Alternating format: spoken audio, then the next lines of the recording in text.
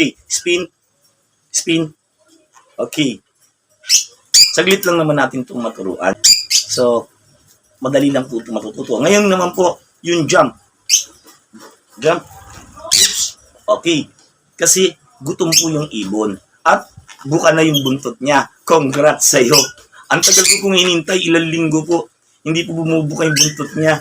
Ngayon bumuka na, kaya pagkakataon ko na po turuan. Jump, jump, jump. No, jump, jump. Okay. Ganun lang po kasimple. At dapat gutom po yung ibon. Yan. Hello po, magandang buhay pong muli sa inyo. Ayan po, ito pong ibon na to ay tuturuan po natin ng tricks. Ito po si Maru. Kung maalala po ninyo, may nagbigay po sa akin ng ibon nung nakaraang buwan. Si Lorenzo Lim. Ayan, kung maalala po ninyo, si Lorenzo Lim ay binigyan po ako ng ibon. Bali, 3 ibon po yung binigay niya. Isang kakatil at 2 albs. Ito si Milk, Ben, si XR, at si Maru. So ngayon, ipapa-adapt natin sila kay Kuya Honor dyan dahil hindi wala na akong malagay sa kanila sa bagong nilipatan namin hindi ko sila masikaso dahil medyo busy na rin. Dito natin sila lalagay mamaya. Yan, papadala natin siya kay Kuya Honor, no? Sa kanila. Ipapa-adapt sila para sure tayo na nasa mabuti kami sila at maalaga sila na mabuti.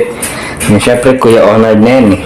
At hindi ko rin siya maturuan dahil nga po, yung kanya pong buntot ay diretso. Ibig sabihin po nun, kapag diretso po yung buntot, hindi po siya makikipag-coordinate sa akin or hindi siya susunod. Sumunod man siya, saglit lang. Kaya ang ginawa ko po muna, sinanay ko po siya laging sa syringe at laging gutom para maging kami, banding. Kasi mahirap po pag wala ka talaga kayong banding ng ibon. Ngayon, medyo nakita ko, na po yung buntot. Pag lumilipad po siya, lumalapit, buka na yung buntot. Dati po straight yan eh. Ngayon buka na po. Come. Ayan o, napansin nyo. Hindi na po siya takot. Okay, ang una po pong ituturo dito, spin. Ituturo natin sa kanya yung spin. Mabilisan lang ang turo ko sa kanya kasi hunted naman siya. Okay, spin. Spin. Okay. Saglit lang naman natin itong maturuan. Spin. Ayan o. Spin. Spin. Kasi nga, sumusunod siya sa syringe. So, madali lang po itong matututo. Ngayon naman po, yung jump. Jump. Oops. Okay. Kasi gutom po yung ibon. At buka na yung buntot niya. Congrats sa'yo. Ang tagal ko kung hinintay, ilang linggo po. Hindi po bumubuka yung buntot niya. Ngayon bumuka na, kaya pagkakataon ko na po turuan. Jump. Jump. Jump. No. Jump. Jump. Okay. Ganun lang po kasimple. At dapat gutom po yung ibon. Ulit. Jump. Jump. Jump. Good bird. Lagi niyo po lalagyan ng command dyan sa bibig para sa susunod, alam niya na. Okay. Roll. Roll. Roll. Okay, di pa. Roll. 3. Roll. Roll. Isa. Okay, ganun pa ulit-ulit po. Roll. Ayaw. Roll. 3. Saan na? Roll. Dali na. No. Dali. Dito. Roll. Sige, dali na. Tuturuan po natin siya. Lahat po ng ibon po ay marunong mag-tricks. Dali na. Paral na tayo. Dali na. Dali. Dali na. Lipat na dali. Lipat. Lipat. Lipat. Okay. Dito. Roll. Okay lang po yan. Makukuha rin natin yan. Roll. Yan. Ayan. Ayan na. Kunti na lang eh. Dito sa kabila. Dito sa kabila. Roll. Roll. Good bird. Okay. Ganun lang po yung tinuturo sa jump, roll, spin. Sa ilalim lang po. Dapat gutom po yung ibon. Roll, roll, roll. Okay, good bird. Mabilis lang po ako magturo ng ibon kasi alam ko na po, kabisado ko ng mga kilos nito mga to. Basta mga African lovebird, kabisado na po natin yan.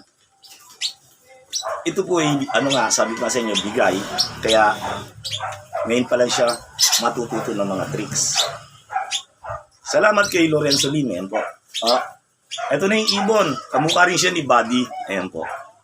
Good bird. Yun. Wala na. Tapos na. Hindi na tayo mahirapan. Diba? Boses na lang tayo. Roll. Roll. Good bird. One more. Roll. Roll. Good bird. Okay, din yung may roll. Roll. Roll. Okay, one more. Roll. Spin. Spin. Spin. Jump. Jump. Perfect.